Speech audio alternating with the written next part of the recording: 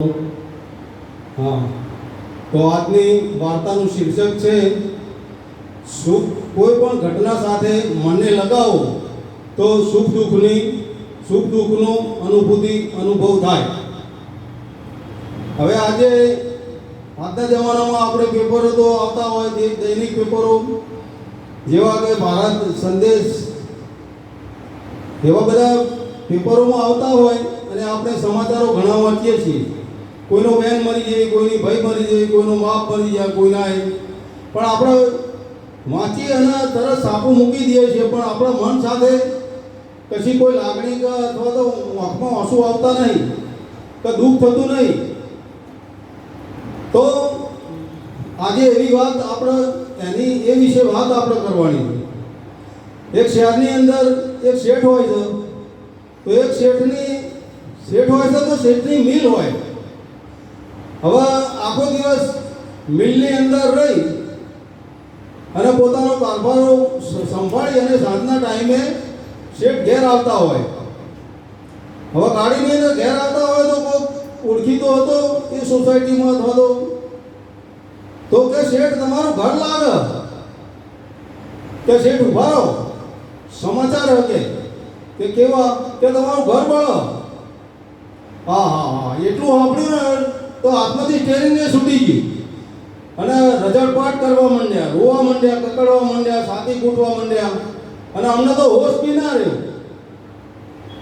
હવે હોશ ના રહ્યો એવામાં થયું એવું કે બધું ટોળું વળી દઉં શેઠને જોવા માટે. અને એક બીજો ભાઈ આવ્યો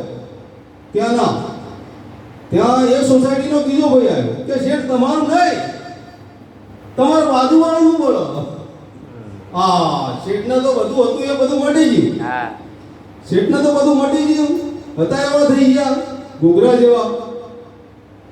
હવે બની એવું કે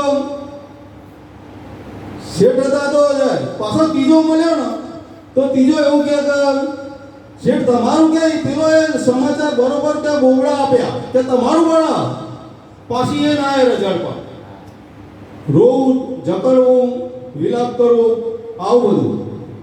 તો મિત્રો એક સમજણ હોય છે કે આપણા ભાવના સાથે અથવા તો મનને જે પણ ઘટના સાથે આપણે લગાડીએ છીએ તો સુખ દુઃખનો અનુભૂતિ થાય છે અને અનુભવ થાય છે. પણ તમને ભગવાને જે જન્મ આપ્યો છે તો કંઈ જેવા તેવા માણસે તમને અહીંયા પૃથ્વી ઉપર માણસ તરીકે બનાવી મોકલ્યા નહીં, પણ તમારો પણ કોઈ રોલ છે.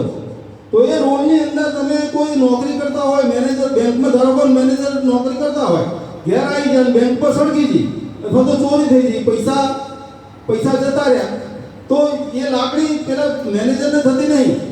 કારણ કે એ ફરજ નિભાવો અને પોતાના તિજોરીમાંથી ચોરી થાય તો પોતાને લાગણી થઈ જાય અને હતું એવું થઈ જાય, બરોબર, શેઠના જેવું. બીજું કે આપણે જુઓ દુનિયાની અંદર આવે છે તો સાક્ષી ભાવે જીવો. સાક્ષી ભાવે તો કોઈ દુઃખ જ નહીં, મુનિમને મેનેજરને દુઃખ નહીં. એવી રીતે આપણે સાક્ષી ભાવે જીવવાનું.